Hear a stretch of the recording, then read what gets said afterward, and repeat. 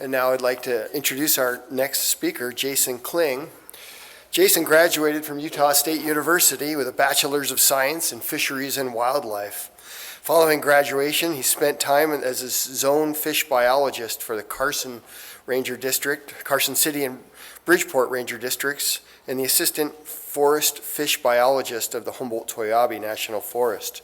In 2010, he accepted the Richfield Ranger District position on the Fishlake National Forest, and he's been focusing on improving aspen ecosystems on Monroe Mountains recently. Let's welcome Jason Kling.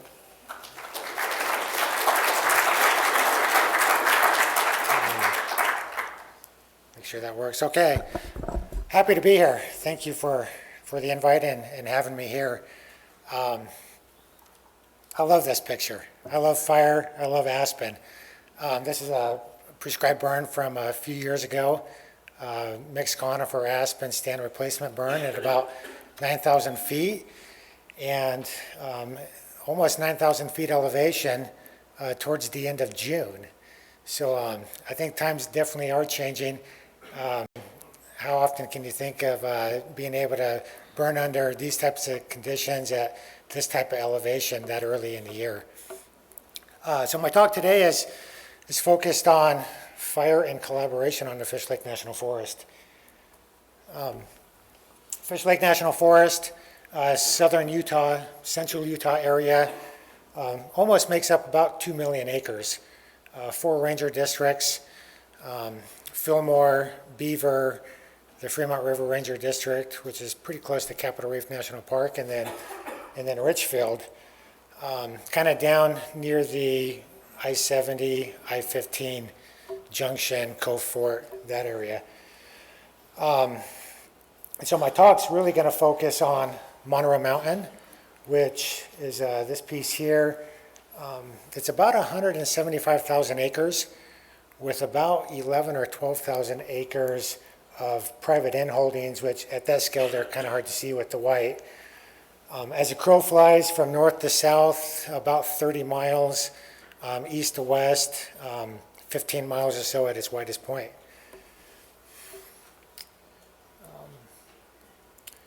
So a couple things related to collaboration. I know that Paul Rogers, who is here, and a few others have given some talks in the past about these guidelines for aspen restoration on national forest in Utah.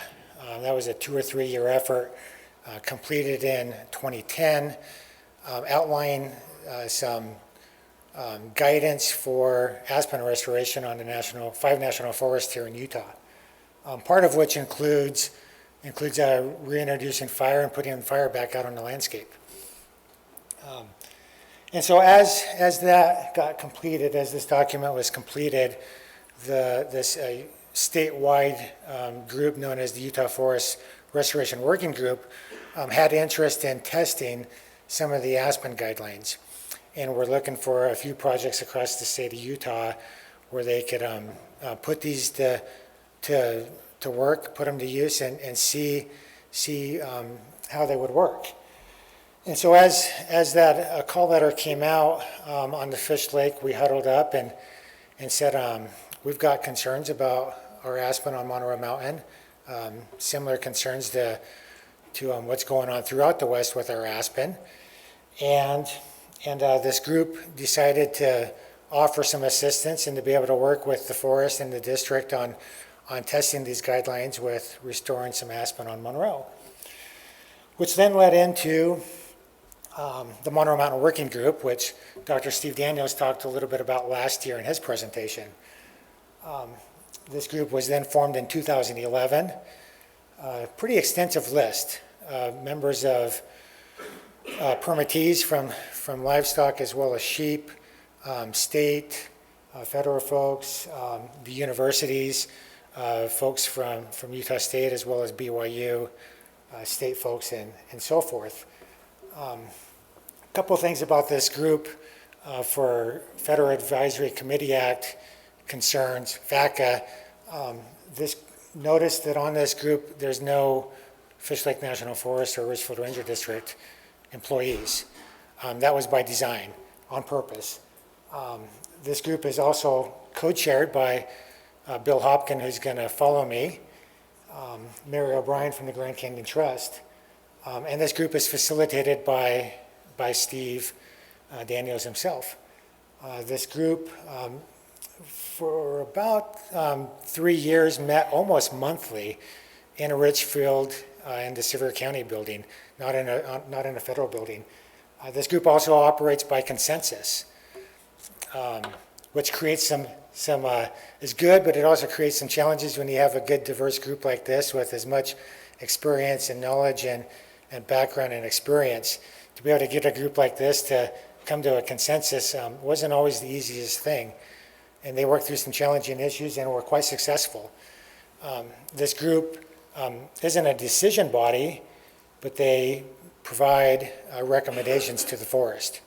And then as a forest, we're able to take those recommendations and then work them through the NEPA process. And so going back to Monroe Mountain and Aspen, zoom in on that 175,000 acres. Don't get too hung up on the colors. What I really wanted to show with this map is, of that 175,000 acres, a fairly large percentage of that landscape has been aspen, is aspen, could be aspen, wants to be aspen. Through some soil surveys and old historic photos, a lot of research, we're pretty confident that on Monroe, our aspen decline is upwards of about 70%, greater than 70% decline of aspen on this particular landscape. And it was important for us to be able to address this at a landscape scale. Within the Forest Service landscape scale seems to have been a buzzword or phrase for the last few years, and taking a collaboration approach. There's quite a few issues that as a district, as a ranger myself, as a line officer, I felt like we needed some help and some outside assistance to be able to help us work through these issues and to be able to come to a plan and that could be sustainable, durable, and that could be successful. Stan Kitchen, as you notice, is a member of that Monroe Mountain Working Group and has done quite a bit of work in Utah, southern Utah, a lot of fire history work along with Linda Chappell, who couldn't be here. And like most areas, depending on where you're at and your elevation and your aspect in terms of slope and east facing, north facing, and so forth, lots and lots of variation in terms of fire history, from low and frequent to higher severity, not so frequent. And but one common theme that we saw in Monroe, as well as a lot of the surrounding areas, is prior to the late 1800s, fire frequency occurred a lot more often than what we've seen in the last 100 plus years. And with that reduction in fire and that reduction in disturbance, we've seen an increase in our conifer invasion. No big surprise. We've had a lot of conversations at the district level of how much of that is attributed to fire suppression. I was interested in hearing Jen's thoughts on that, and she mentioned that she would argue that maybe that hasn't had as much of an effect as we think it has. And so working with this, with the Monroe Mountain Working Group and looking to put together a plan for aspen restoration that we could and develop a proposal from and work through the NEPA process, a part of that was identifying desired conditions. And I wanted to focus here on that last bullet point of fire regimes are adequate to perpetuate aspen, particularly in areas cereal to conifer. We know that aspen in the presence of conifer is a disturbance-dependent species and relies on that disturbance, and that disturbance doesn't necessarily always have to come through the form of fire, but fire is the biggest one. But putting fire back out on the landscape with an agency that's multiple use and there's a lot of other activities occurring on Monroe Mountain is a challenge. I talked about multi-height aspen. In the upper right-hand corner, that's in my opinion, a great aspen stand. Some tall trees, some medium, a great understory. And with that reduction in disturbance, what we see more frequently is the picture on the bottom left. A lot of conifer, reduction in understory biodiversity, upwards of 40, 50 tons to the acre, which can carry fire quite well the right time of the year under the right conditions. A challenge is as we get naturally caused fires, because of these other activities that I'm going to talk about, as much as I would like, a lot of times the risk is just so high that for me as a manager, it's hard to allow those fires to play their natural role and do what they want to do, unless we're able to do some proactive work first that I'm going to talk about. So one of those challenges that we have is on Monroe Mountain. I talked about, of that 175,000 acres, there's about 12,000 acres of that is private, which are in these orange boxes. There's a lot more structures than than what's shown on that map that occur on Monroe. But anytime you have private property and homes and cabins, it's not our land to burn, and so that's a big concern and something that we have to think about. Monroe Mountain is also a very popular spot for elk management. For those that are avid hunters, they will put in for 16, 17, 18 years to be able to draw out a big bull permit on this unit. It's also the unit where the big spider bull comes from, which, depending on who you ask, either scored a 499, 500, 501, somewhere right in there. So extremely popular and an important resource for the state. As well as mule deer.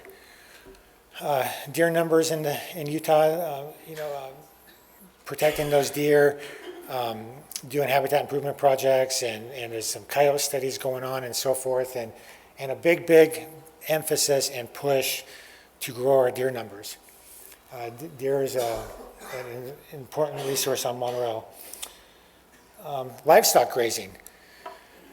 Monroe is divided into 11 allotments, 7 cattle allotments, 4 sheep allotments.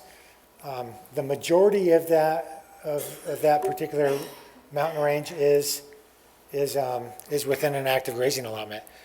And so as we look at trying to put fire back out on the landscape, the impacts that's going to have or could have on our livestock permittees and their day-to-day operations is a concern. Boreal toads are a sensitive species, been petitioned for listing under Endangered Species Act. On the Fishlake National Forest, this is an area where we find some of our highest densities, and it's something to think about. Same with Bonneville cutthroat trout. Manning Meadows Reservoir occurs on Monroe. There's a hatchery there. The Division of Wildlife Resources collects fish from this lake every spring.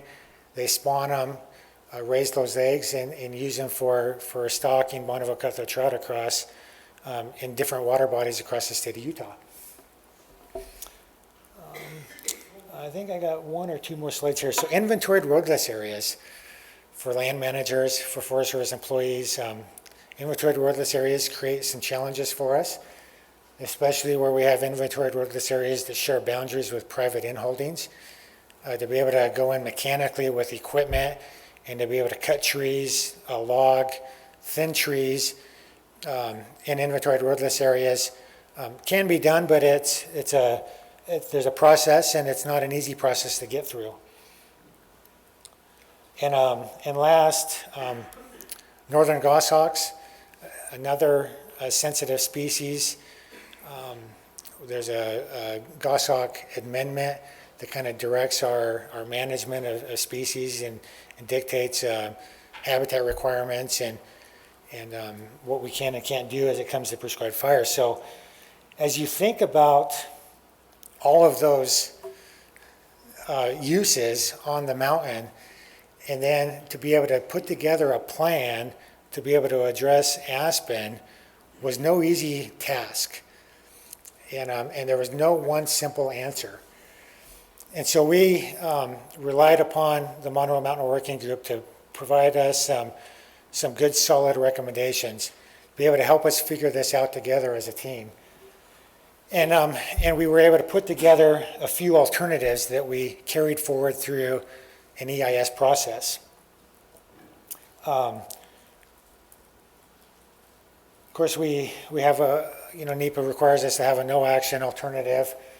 And then we had a range of 4 action alternatives, a range of mechanical treatments that we thought needed to be done in preparation for prescribed fire, help us set us up for success so that we could keep that prescribed fire where we want it, use it safely and effectively. I'd also say that for you NEPA guru folks, we did not have a preferred alternative, which is a little unusual. That's got Steve's fingerprint on it, and truly relied upon the environmental process to help tease out what the best option and best strategy was going to be.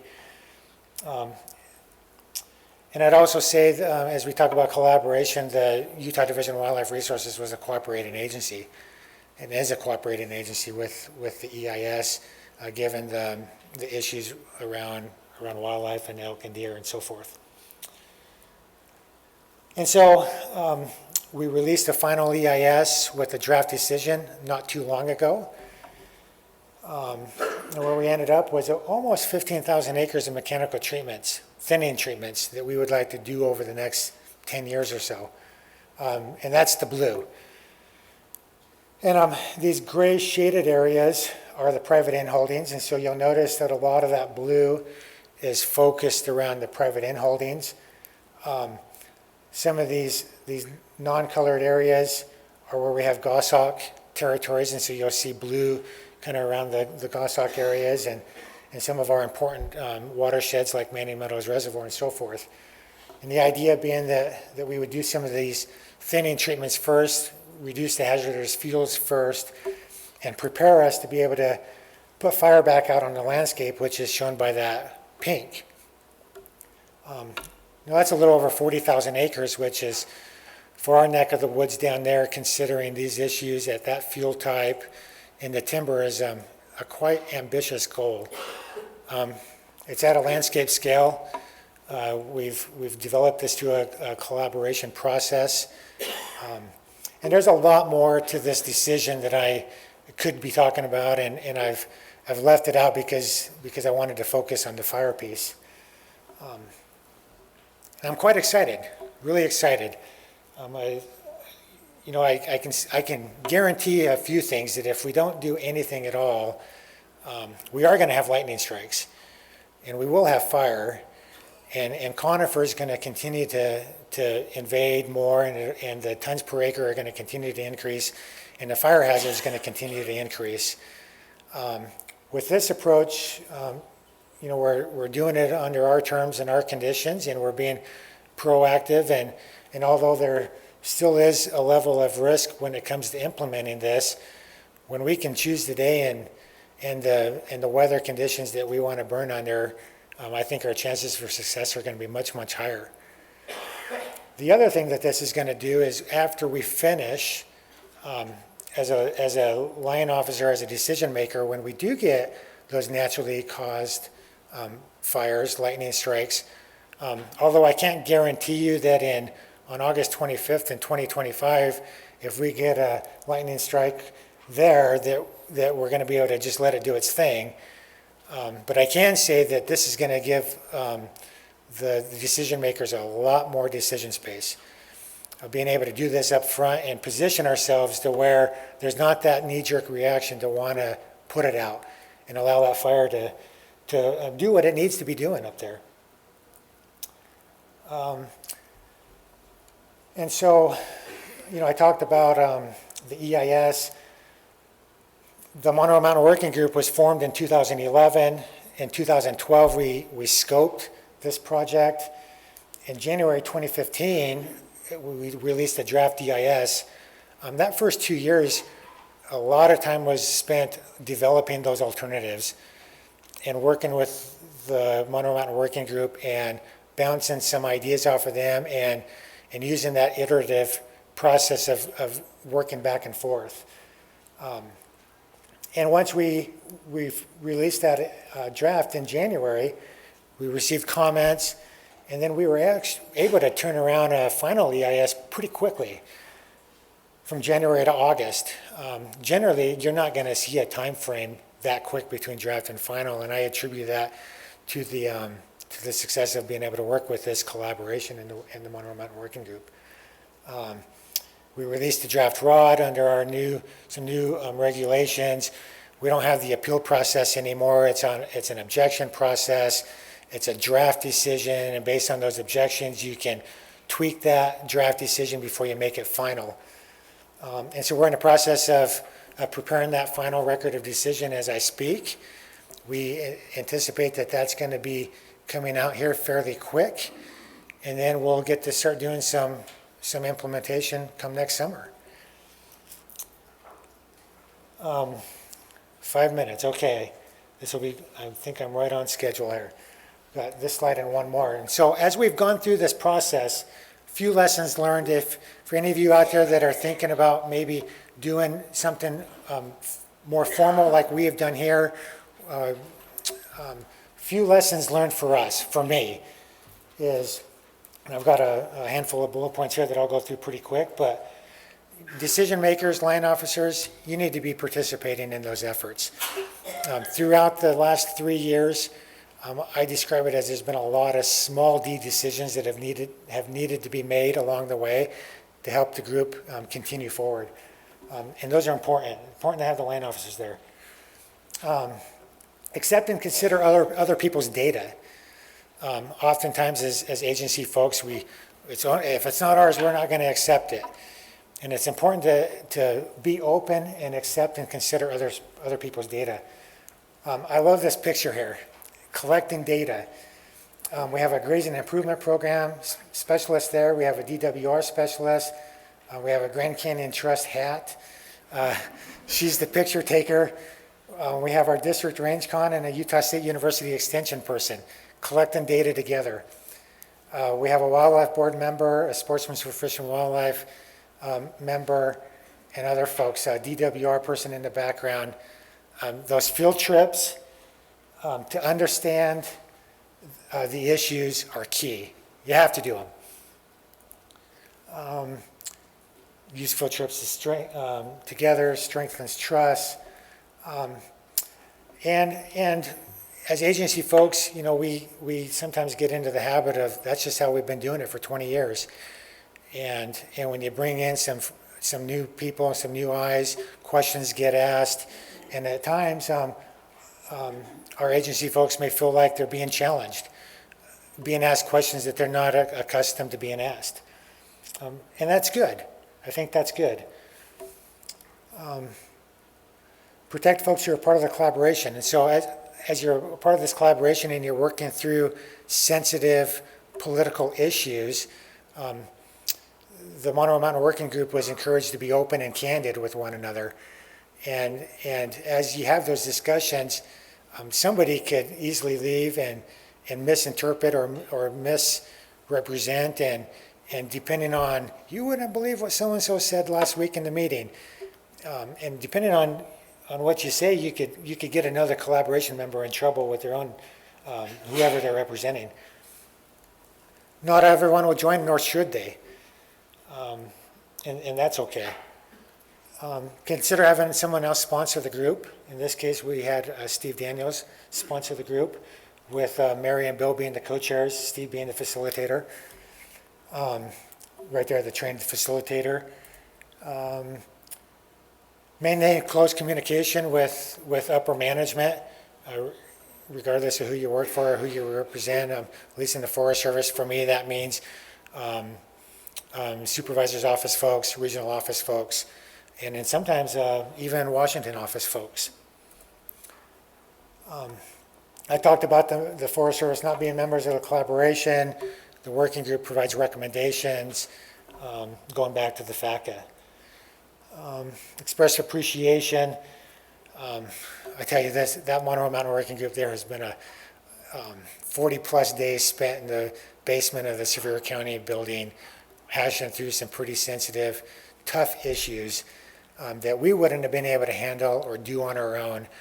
And because of their efforts, I think we have a much better product and a much better plan, and our chance for success is going to be much greater. And so much appreciation towards them. That group also had operating protocols that they worked under, that they established at the very beginning. And so with that, I'll take questions. Thank you.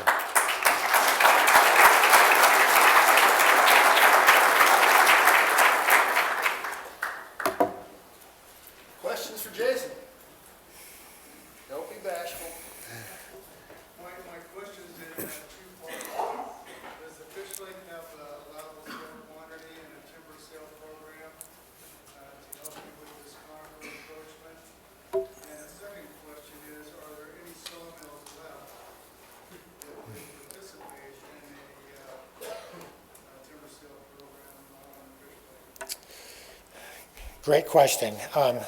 So yes, in answer to your first question, yes, we do have a timber program on the Fishlake National Forest, although it's probably pretty small compared to a lot of our other national forests in Region 4.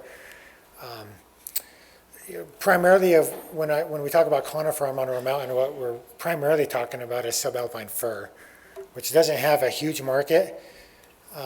But if you can figure out how to make some money off of subalpine fir, we have a lot of it for you. We do have a few mills, not a lot, and fully acknowledging that this part of the implementation is going to be a challenge. In the past, we've taken advantage of some stewardship opportunities, working with primarily the National Wild Turkey Federation.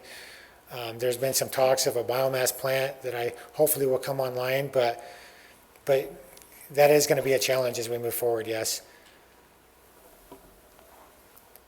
Paul? Yeah, Jason, I'm just curious, does having a collaborative process help you at all in the final decision with folks who didn't participate, who may have objections? Does that give you any leverage at all? Is that a useful tool for you in the bigger picture decision-making realm? Yeah, I think so. As federal employees, as Forest Service employees, once you, before they even know your name or know who you are, there's an automatic distrust. And there's a stereotype there. I'm a pretty likable guy, and generally as people get to know me, they change their opinions. Most of them, not all of them. But having the collaboration, I know that there was definitely a lot of behind-the-scene conversations that members of that Monroe Mountain Working Group could have with certain folks that had concerns, and because they weren't federal employees, brought a higher level of trust and could have that conversation that maybe myself or another Forest Service employee couldn't have. And so I think absolutely, yeah, that is helpful. And as now we're working through the final stages of the decision process and working through a couple objections, it's been helpful. One last question for Jason. Thank you very much. Okay.